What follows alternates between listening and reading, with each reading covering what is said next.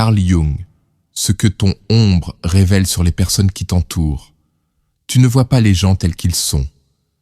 Tu les vois tels que ton ombre les déforme.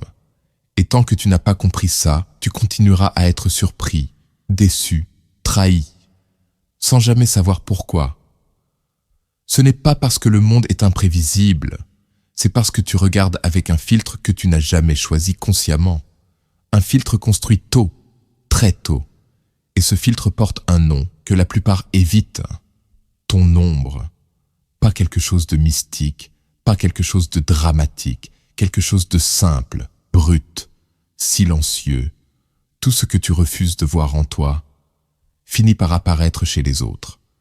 C'est là que le piège commence. Parce que tu crois observer, alors que tu projettes. Tu crois analyser, alors que tu interprètes. Tu crois comprendre. Et alors que tu réagis. Et ce mécanisme est tellement fluide, tellement naturel, que tu ne le remets jamais en question. Tu penses que ta perception est juste, mais elle est conditionnée. Et cette condition te maintient dans une forme invisible de stagnation. Pas une stagnation visible, pas celle qui fait du bruit. Une stagnation intérieure, subtile, silencieuse, persistante. Tu avances, mais toujours dans le même schéma. Tu rencontres des gens différents, mais tu ressens les mêmes choses. Tu changes de contexte, mais les dynamiques restent identiques. Ce n'est pas une coïncidence. Ce n'est pas la vie. C'est ton ombre qui rejoue le même scénario, ça avec de nouveaux visages. Et le plus troublant, c'est que ce n'est pas une faiblesse. C'est un mécanisme de protection. Ton esprit ne cherche pas la vérité. Il cherche la cohérence. Il préfère confirmer ce qu'il connaît, plutôt que découvrir ce qui le dérange. Alors il sélectionne, il amplifie, il déforme, et surtout, il évite. Il évite tout ce qui pourrait remettre en question l'image que tu as construite de toi-même. Cette image que tu protèges sans même t'en rendre compte. Cette version de toi acceptable, contrôlée, présentable.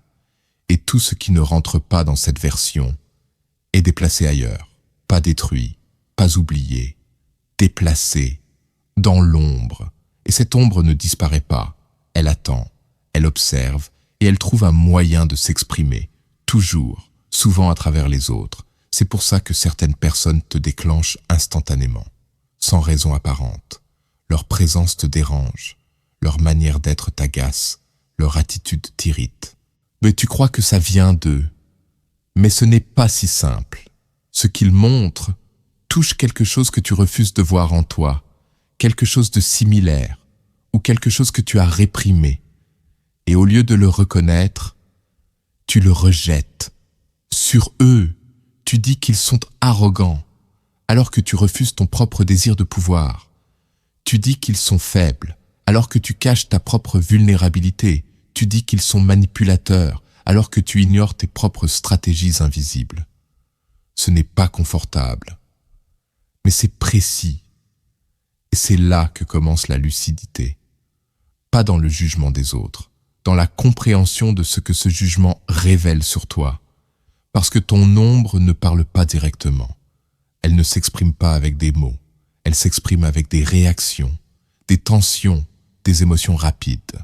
Et des pensées automatiques, des conclusions immédiates. Elle te donne une sensation et tu construis une histoire autour sans jamais vérifier la source. C'est comme ça que tu crées des illusions, que tu prends pour des évidences. Et plus tu es convaincu, plus tu es enfermé. Parce que la conviction bloque l'observation. Tu ne regardes plus, tu confirmes, tu ne découvres plus, tu répètes. Et dans cet état, tu peux passer à côté de ce qui est réel. Encore et encore. Tu peux rejeter des personnes qui auraient-ils pu t'apporter quelque chose. Tu peux faire confiance à des personnes qui reproduisent tes schémas. Tu peux saboter des situations sans comprendre pourquoi. Et tout ça, sans jamais remettre en question ton regard. Parce que ton regard te semble juste. C'est là la subtilité. Le problème n'est pas visible. Et il est intégré. Il est devenu normal. Et ce qui est normal n'est jamais interrogé. Alors tu continues.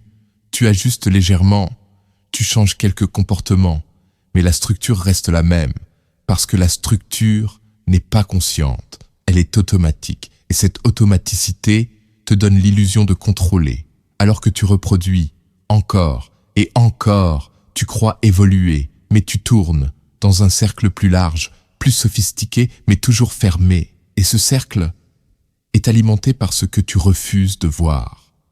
Ton ombre ne te bloque pas.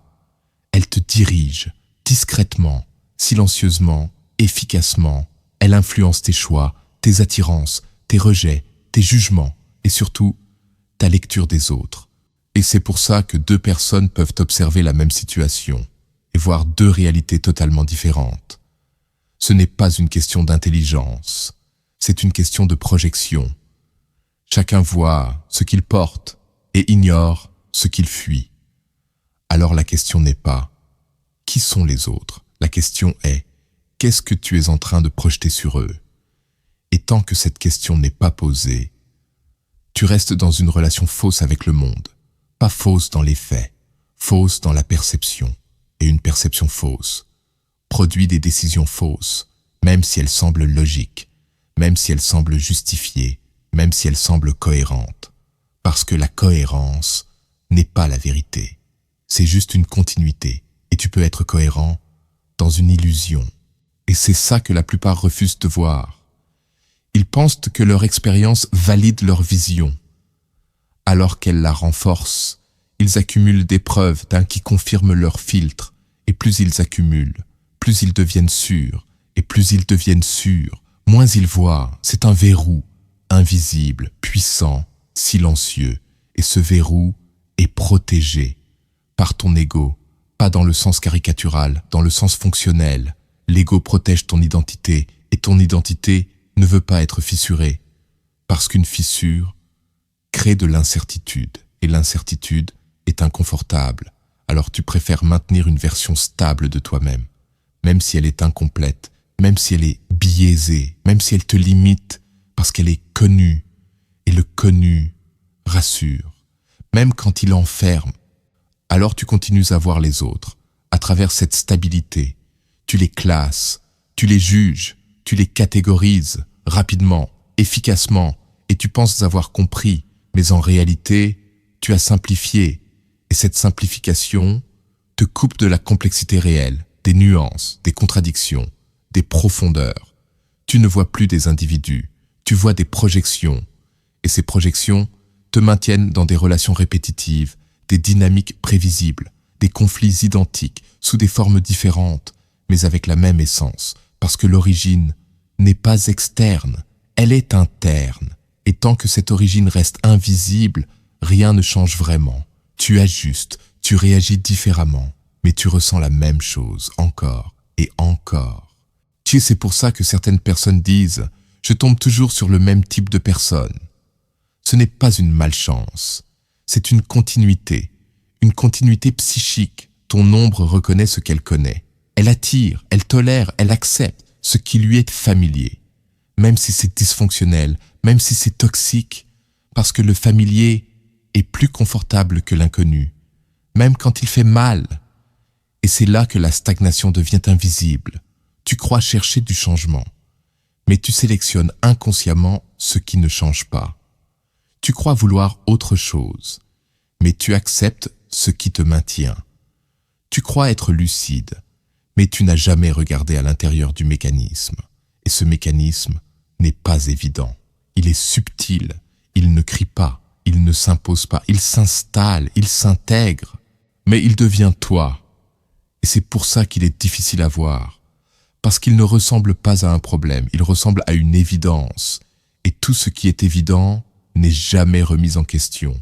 Alors tu continues à avancer, avec cette évidence, avec cette perception, avec cette lecture du monde, sans savoir qu'elle est partielle, sans savoir qu'elle est influencée, sans savoir qu'elle est filtrée. Et ce filtre détermine tout, ce que tu vois, ce que tu ressens, ce que tu crois, ce que tu fais, et surtout les personnes que tu attires. Parce que tu ne choisis pas seulement avec ta conscience, tu choisis avec ton inconscient, et ton inconscient suit des patterns, des répétitions, des structures anciennes, des équilibres connus, même s'ils ne sont pas bons, même s'ils te limitent, même s'ils te font souffrir.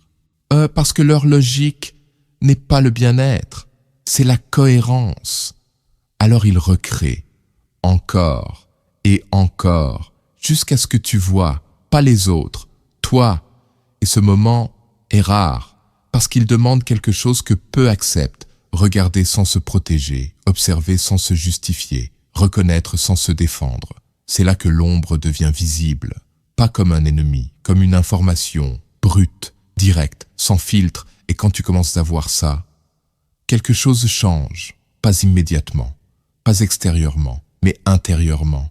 Tu deviens plus lent dans tes jugements, plus précis dans tes observations, moins réactif, plus lucide. Tu commences à distinguer ce qui vient des autres et ce qui vient de toi. Et cette distinction est une rupture, silencieuse mais radicale, qui parce qu'elle te redonne quelque chose que tu avais perdu, la capacité de voir, pas de réagir, pas d'interpréter, voir et voir. Change tout, parce que quand tu vois, tu n'es plus pris dans le même jeu.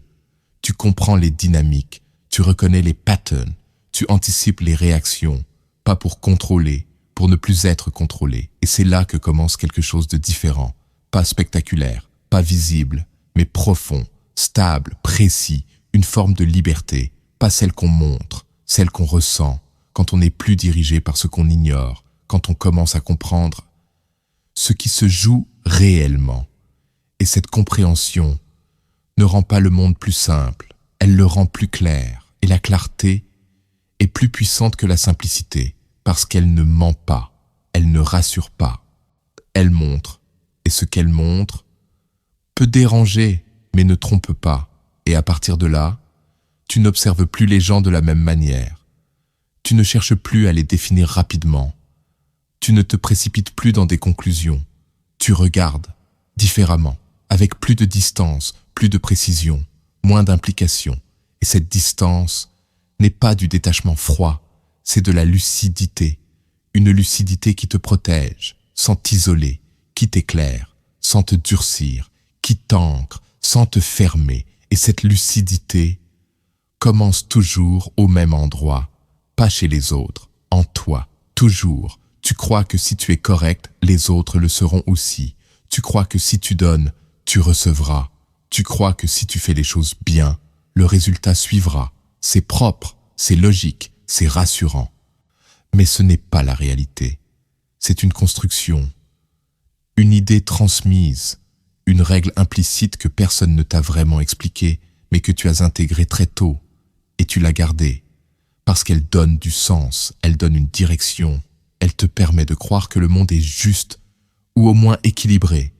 Mais ce que tu vis ne correspond pas à ça, tu l'as déjà vu, tu l'as déjà ressenti. Des gens qui manipulent avancent plus vite, des gens qui jouent un rôle sont mieux acceptés, des gens qui ne donnent rien reçoivent beaucoup. Et toi, tu fais les choses correctement, tu restes droit, tu fais des efforts, et pourtant, tu restes bloqué, pas complètement, mais suffisamment pour sentir que quelque chose ne tourne pas rond. Et ce moment-là, la plupart font une erreur. Ils redoublent d'efforts. Ils deviennent encore plus patients, encore plus compréhensifs, encore plus tolérants, pensant que ça va finir par payer. Mais ce qu'ils ne voient pas, c'est que le jeu dans lequel ils jouent ne récompense pas ça. Pas toujours. Parfois, mais pas de manière fiable. Parce que ce jeu n'est pas basé uniquement sur le mérite. Il est basé sur la perception, sur la position, sur le rôle, sur l'image, sur ce que les autres croient ne voir, pas sur ce qui est réellement. Et c'est là que la désillusion commence. Pas comme une chute brutale, comme une fissure lente. Tu commences à voir des incohérences. Tu remarques des détails, tu observes des dynamiques et tu réalises que l'effort n'est qu'une partie du système, pas le centre. Tu réalises que la gentillesse peut être exploitée, que la patience peut être ignorée et que l'honnêteté peut être contournée.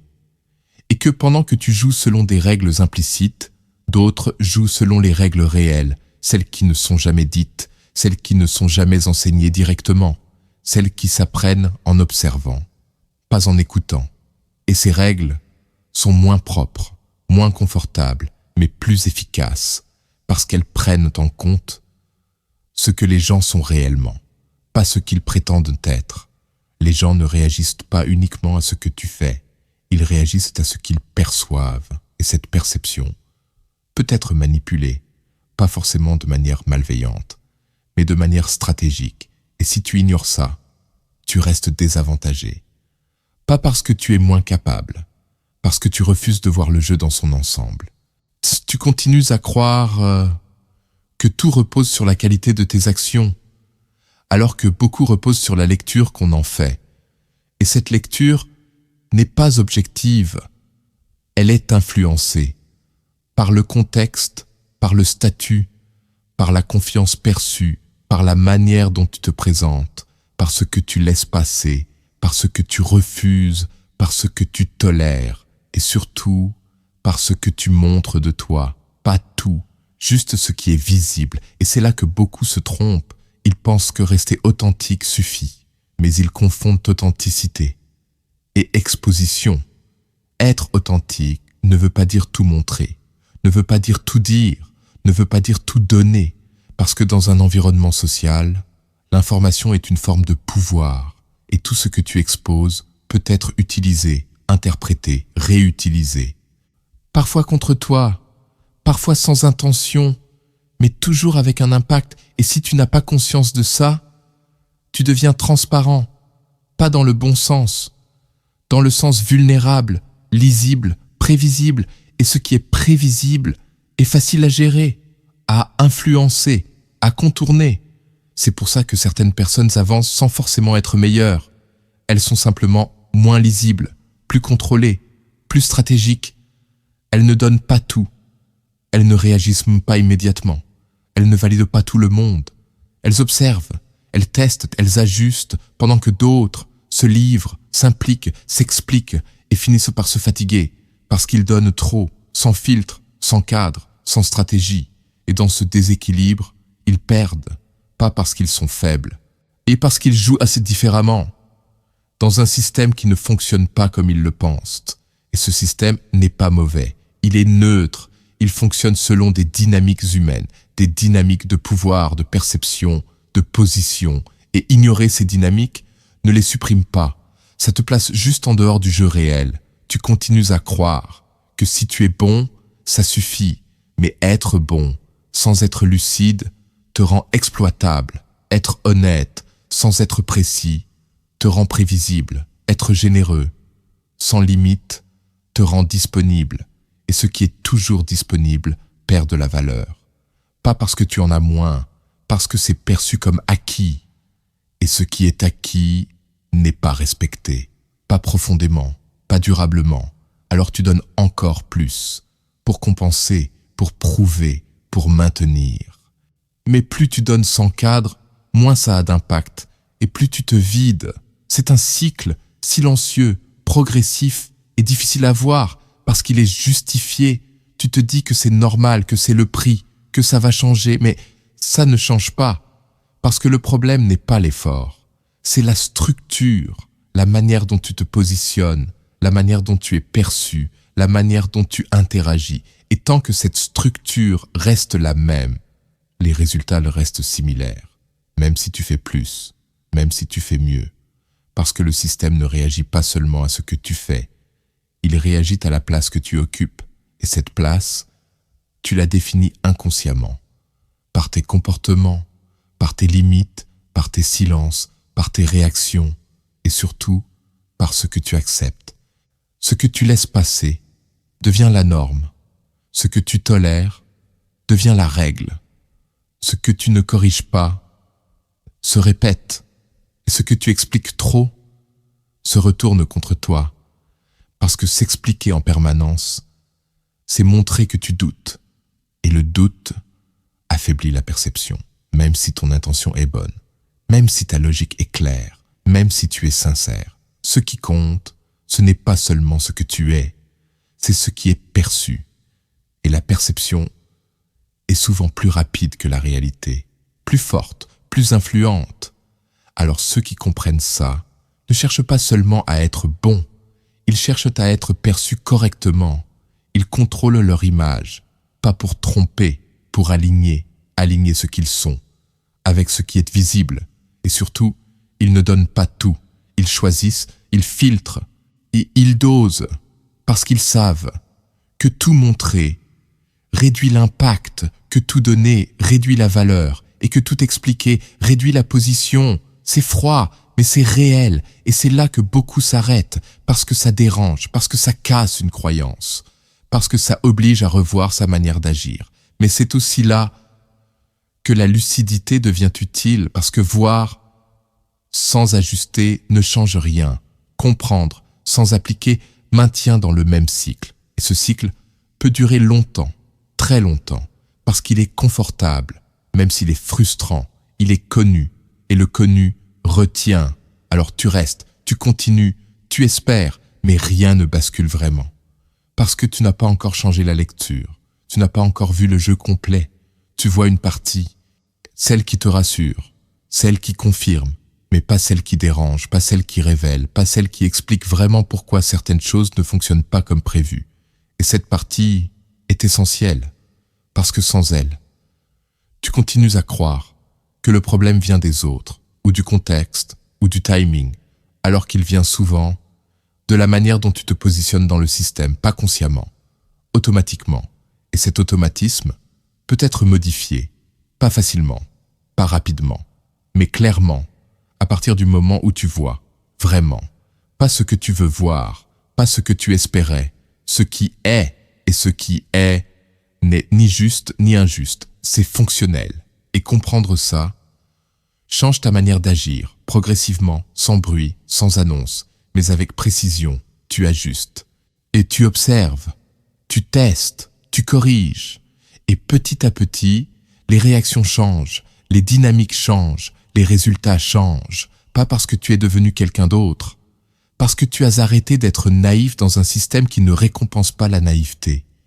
Et cette prise de conscience est inconfortable, mais elle est nécessaire, parce qu'elle marque une transition entre croire et voir, entre espérer et comprendre, entre subir et choisir. Et à partir de là, tu n'interagis plus de la même manière. Tu ne donnes plus sans filtre. Tu ne t'expliques plus inutilement. Tu ne valides plus automatiquement. Tu observes avant d'agir. Tu doses avant de donner. Tu cadres avant de t'impliquer. Et ce cadre change tout, parce qu'il redéfinit ta place. Et ta place influence la manière dont les autres te traitent. Pas ce que tu es, ce qu'ils perçoivent, toujours. Et comprendre ça te sort du cycle. Pas complètement, mais suffisamment pour ne plus être pris dedans. Et c'est là que la suite devient importante. Parce que voir le jeu ne suffit pas. Il faut comprendre pourquoi tu as joué comme ça jusqu'ici. Pourquoi certaines réactions sont automatiques. Pourquoi certaines situations te touchent plus que d'autres. Pourquoi certaines personnes déclenchent quelque chose de précis. Et ça ne vient pas d'aujourd'hui. Ça vient de plus loin. Beaucoup plus loin. Ce que tu vis aujourd'hui ne commence pas aujourd'hui. Ce que tu ressens face aux autres ne vient pas seulement d'eux. Et ce que tu crois être ta personnalité est souvent un assemblage de réponses anciennes. Et des réponses apprises, intégrées, automatisées, très tôt, avant même que tu comprennes vraiment ce que tu faisais, avant même que tu choisisses. Tu t'es adapté, pas consciemment, instinctivement, à ton environnement, à ses attentes, à ses tensions, à ses règles invisibles. Tu as appris quand en parler, quand te taire, quand plaire, quand éviter, quand insister, quand céder. Et ces ajustements ont construit ta manière d'être, ta manière de réagir, ta manière de lire les autres, pas pour être vrai, pour être accepté, pour être en sécurité, pour ne pas perdre le lien. Et ce besoin de lien a façonné ton système, plus que tu ne le penses, parce qu'un enfant ne cherche pas la vérité, il cherche la stabilité, il cherche l'attention, il cherche la validation. Et pour obtenir ça, il observe, il teste, il ajuste, encore et encore, jusqu'à trouver ce qui fonctionne. Et ce qui fonctionne devient une stratégie, puis une habitude, puis une identité, sans que tu t'en rendes compte. Tu deviens celui qui comprend tout, celui qui ne dérange pas, celui qui s'adapte, celui qui fait des efforts, celui qui ne demande pas trop, ou à l'inverse, celui qui impose, celui qui contrôle, celui qui domine, peu importe la forme, le mécanisme est le même. Tu construis une version de toi qui maximise tes chances d'être accepté. Et tout ce qui ne rentre pas dans cette version, elle est mis de côté, ignoré, refoulé. Ton agressivité, ta colère, ton besoin de contrôle, ton envie de dire non, ton refus, ta dureté, tout ça ne disparaît pas. Ça se déplace dans l'ombre. Et cette ombre continue d'exister, mais sans cadre, sans reconnaissance, sans contrôle. Alors elle s'exprime autrement, pas directement, indirectement, à travers des réactions, des tensions, des jugements, des attirances, des rejets et surtout à travers les autres. Parce que ce que tu refuses en toi, tu vas le détecter très rapidement chez eux. Tu vas le repérer, le juger, le rejeter ou parfois l'admirer sans comprendre pourquoi. Tu peux être fasciné par quelqu'un que tu critiques, attiré par quelqu'un que tu dis ne pas aimer. Respecter quelqu'un que tu dis dangereux, ce n'est pas incohérent. C'est ton ombre qui reconnaît quelque chose de familier, quelque chose que tu as perdu ou quelque chose que tu as enfoui. Et ce mécanisme est constant, silencieux, précis. Tu crois choisir les gens, mais en réalité, tu es attiré par des dynamiques connues, pas forcément saines, connues, parce que ton système cherche à reproduire, à revivre, à comprendre, à compléter ce qui n'a pas été résolu, ce qui n'a pas été vu, ce qui n'a pas été intégré. Et c'est pour ça que certaines relations te semblent intenses très vite, pas parce qu'elles sont profondes, parce qu'elles sont familières. Ton inconscient reconnaît une structure, une énergie, une dynamique, et il s'y attache avant même que ta conscience analyse. Et ensuite, tu rationalises, tu expliques, tu justifies, mais la décision a déjà été prise, en dessous, sans toi. Et c'est là que beaucoup se perdent. Ils pensent choisir, alors qu'ils rejouent. Ils pensent avancer, alors qu'ils répètent. Et cette répétition peut durer des années. Ils changeaient de forme, changer de contexte, mais garder la même base, parce que la base n'a jamais été questionnée. Elle a été vécue, subie, intégrée, mais jamais observée. Et tant qu'elle n'est pas observée, elle reste active, invisible, mais active. Elle influence tes réactions, tes attentes, tes limites, tes tolérances, et surtout ta manière de te positionner face aux autres. C'est pour ça que tu peux être lucide, et pourtant bloqué. Tu vois, tu comprends, tu analyses, mais tu réagis quand même, parce que comprendre ne suffit pas à reprogrammer. Ton système émotionnel est plus rapide que ton système rationnel. Il déclenche avant que tu penses, et ce déclenchement suit des chemins anciens, très anciens.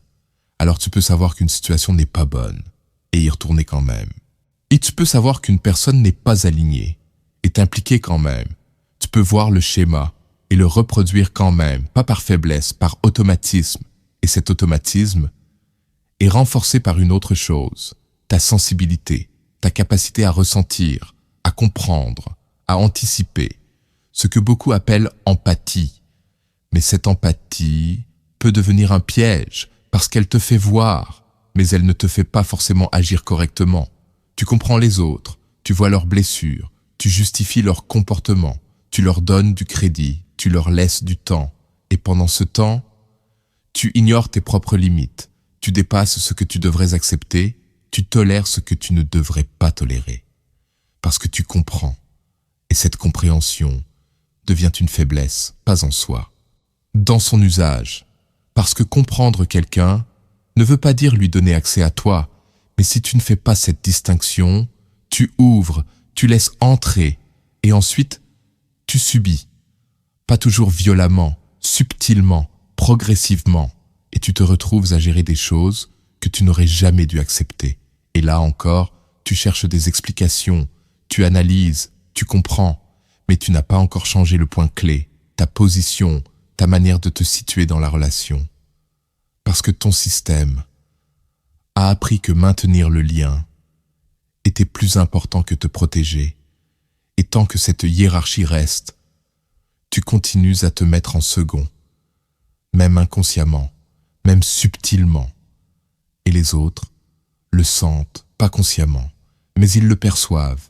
Ils perçoivent ce que tu acceptes, ce que tu tolères, ce que tu laisses passer, et ils s'ajustent, naturellement, sans même réfléchir, parce que les relations s'autorégulent, elles trouvent un équilibre, et si tu donnes plus que tu ne prends, l'équilibre se crée dans ce sens. Si tu tolères plus que tu ne cadres, l'équilibre se crée dans ce sens, et cet équilibre te défavorise, sans que personne n'ait besoin de le décider. C'est automatique.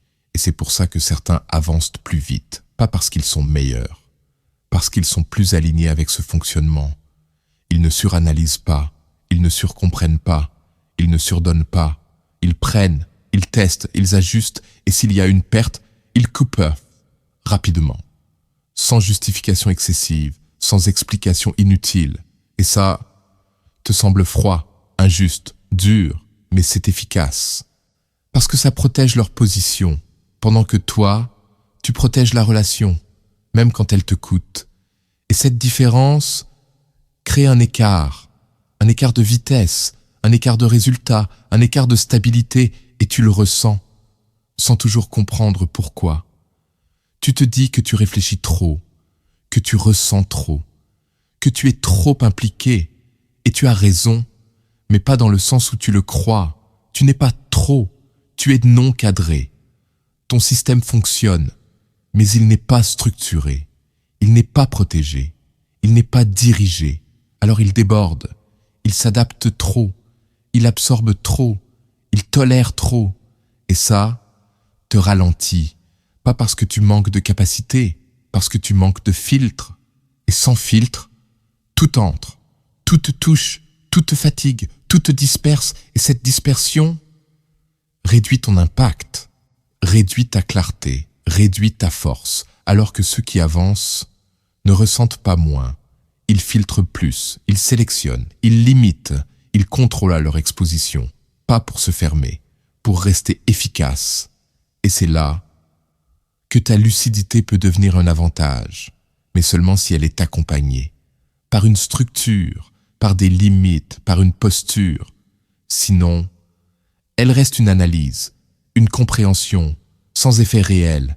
Et c'est frustrant, parce que tu vois, mais tu ne changes pas vraiment, pas profondément, parce que la racine n'est pas encore traitée. Cette racine, c'est ton conditionnement, ce que tu as appris à accepter, ce que tu as appris à éviter, ce que tu as appris à être. Et tant que tu ne revisites pas ça, tu ajustes en surface, mais la base reste.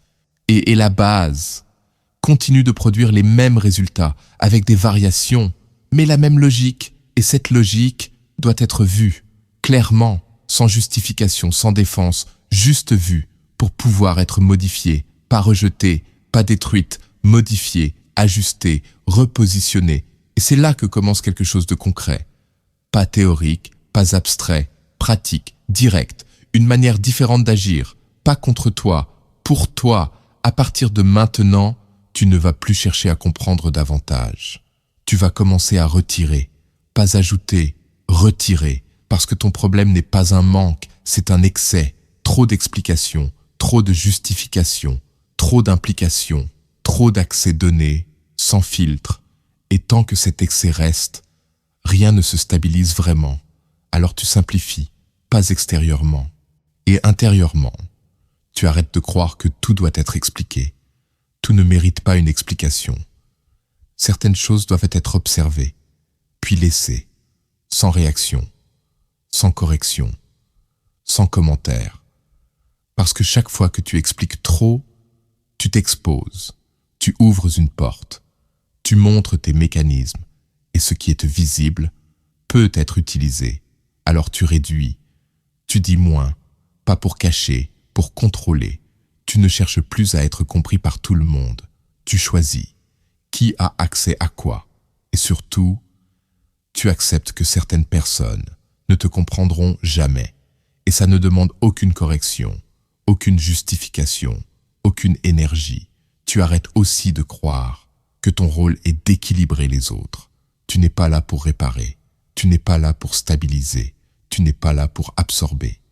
Ce que quelqu'un est incapable de gérer ne devient pas ta responsabilité, même si tu comprends, même si tu vois, même si tu pourrais aider, tu observes, tu mesures et tu décides, pas en fonction de ton empathie, en fonction de ton cadre, parce que l'empathie sans cadre te dissout.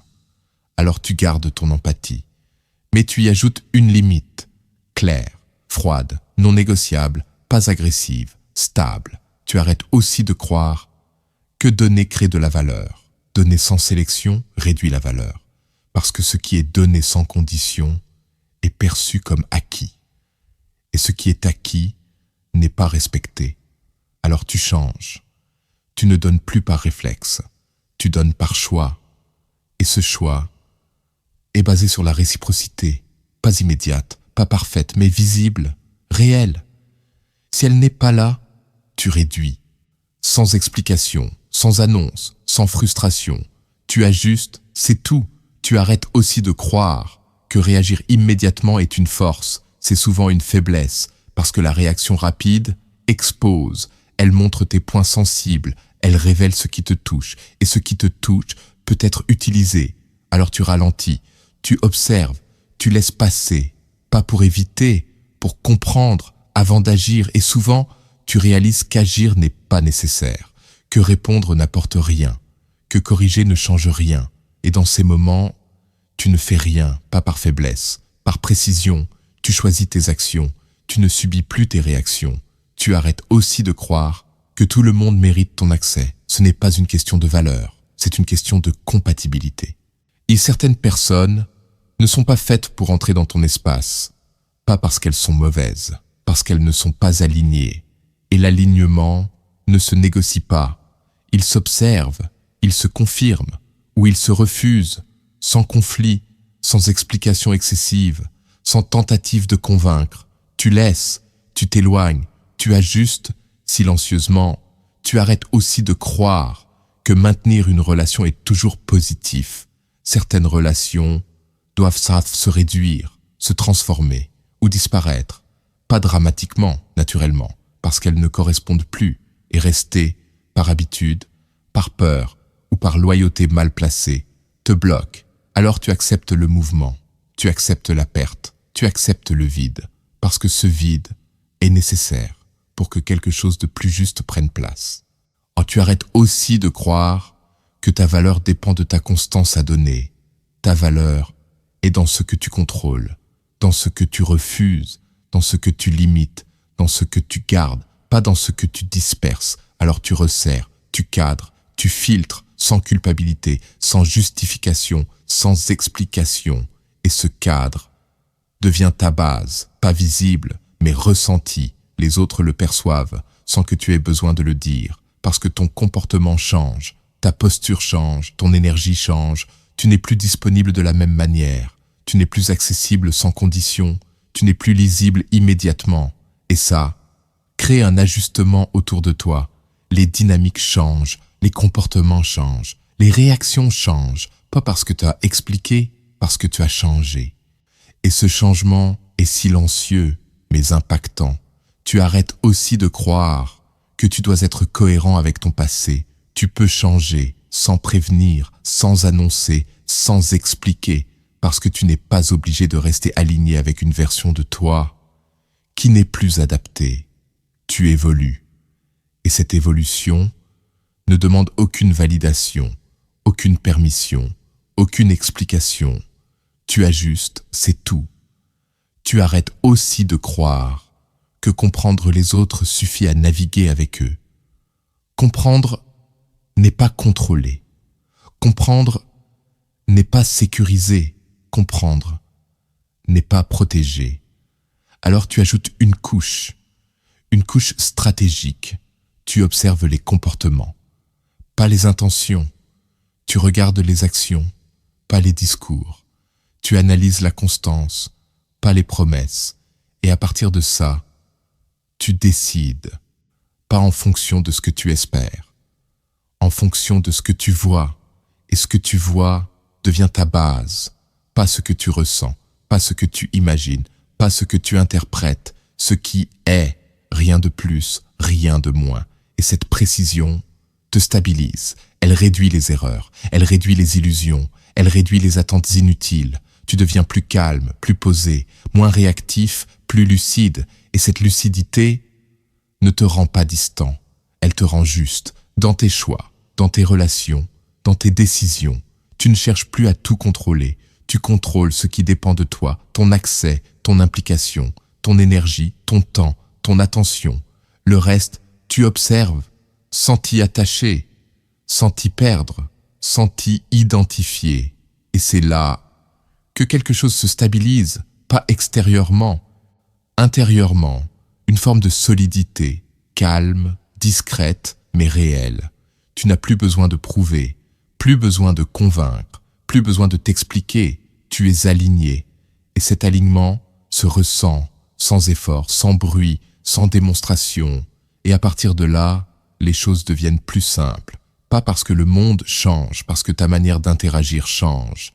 Et cette manière est maintenant dirigée, pas automatique, pas conditionnée, choisie. Tu n'as rien découvert de nouveau.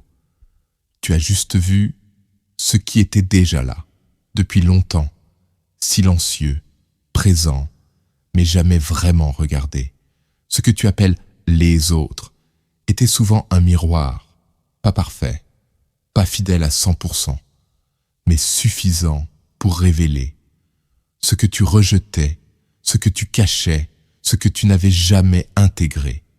Et maintenant, tu ne peux plus revenir en arrière, pas complètement, parce que quand tu vois, même si tu essaies d'oublier, même si tu préfères ignorer, même si c'était plus confortable avant, la lucidité ne disparaît pas, elle s'installe, elle devient une référence, une base, pas toujours agréable, mais toujours précise. Tu vas continuer à voir des choses, chez les autres, mais surtout en toi, dans tes réactions, dans tes jugements, dans tes attirances, dans tes refus, et chaque fois, tu auras un choix, réagir comme avant ou observer autrement, pas pour te corriger, pour te comprendre, pas pour te juger, pour t'ajuster, parce que ce travail n'est pas une transformation instantanée. C'est une réduction progressive des illusions, une clarification, une simplification. Tu enlèves ce qui déforme, ce qui amplifie, ce qui fausse, et ce qui reste est plus stable, plus clair, plus juste. Tu ne deviens pas parfait, tu deviens précis. Tu ne deviens pas froid, tu deviens moins dépendant. Tu ne deviens pas distant, tu deviens moins accessible au chaos. Et cette différence change tout. Parce que tu n'es plus emporté, tu n'es plus surpris de la même manière, tu n'es plus affecté de la même façon. Pas parce que tu ressens moins, parce que tu comprends mieux. Et comprendre, calme. Pas toujours immédiatement, mais profondément. Tu vois les jeux, les dynamiques, les schémas, sans t'y perdre, sans t'y accrocher, sans t'y identifier. Tu laisses, tu choisis, tu avances différemment, sans bruit, sans démonstration. Et ça, personne ne peut vraiment le voir. Mais tout le monde peut le ressentir, dans ta manière de parler, de répondre, de te positionner, dans ce que tu acceptes, dans ce que tu refuses, dans ce que tu ignores. Et ce que tu ignores devient une force, parce que tu ne donnes plus d'énergie à tout. Tu sélectionnes, tu filtres, tu cadres. Et ce cadre te protège, sans te fermer, te stabilise, sans te rigidifier, te renforce, sans te durcir. C'est là que beaucoup se trompent. Ils pensent que la lucidité isole, qu'elle coupe, qu'elle éloigne. Mais la vraie lucidité affûte. Elle te rend plus présent, pas plus distant, plus précis, pas plus froid, plus libre, pas plus seul, parce que tu n'es plus dépendant de ce que tu ne contrôles pas. Tu n'es plus influencé par ce que tu ne vois pas. Tu n'es plus guidé par ce que tu ignores. Tu es là, conscient, aligné, stable. Et ça n'a rien de spectaculaire. Mais c'est rare, très rare, parce que la plupart préfèrent rester dans une version confortable, une version qui explique, qui justifie, qui rassure, même si elle limite, même si elle répète, même si elle enferme, toi, tu as commencé à voir autre chose, pas tout, mais suffisamment. Suffisamment pour ne plus être complètement pris dedans, suffisamment pour ralentir, observer, choisir, et ça, c'est le début, pas la fin. Parce que ce travail ne s'arrête pas, il s'approfondit, il s'affine, il devient plus subtil, moins visible, mais plus puissant. Et plus tu avances, moins tu as besoin de prouver, moins tu as besoin d'expliquer, moins tu as besoin de convaincre, parce que tu sais, pas tout, mais assez. Assez pour ne plus te perdre dans ce qui n'est pas essentiel. Assez pour ne plus t'attacher à ce qui ne tient pas. Assez pour ne plus réagir à tout. Et cette stabilité te donne une forme de contrôle, pas sur les autres, sur toi. Et c'est le seul contrôle réel. Le reste est fluctuant, instable, changeant. Mais ça, c'est constant. Et c'est suffisant. Alors tu continues, sans bruit, sans annonce, sans attente. Tu observes, tu ajustes, tu avances. Et plus tu avances, plus tu vois. Et plus tu vois, moins tu es manipulable. Pas parce que tu es plus fort, parce que tu es moins aveugle. Et c'est là que tout change vraiment. Pas à l'extérieur, à l'intérieur, de manière définitive, silencieuse, irréversible. Si ce que tu viens d'entendre a mis des mots sur quelque chose que tu ressentais déjà, alors reste. Pas pour en savoir plus, pour aller plus loin, et écris simplement ce que tu as reconnu. Pas ce que tu as compris, ce que tu as reconnu.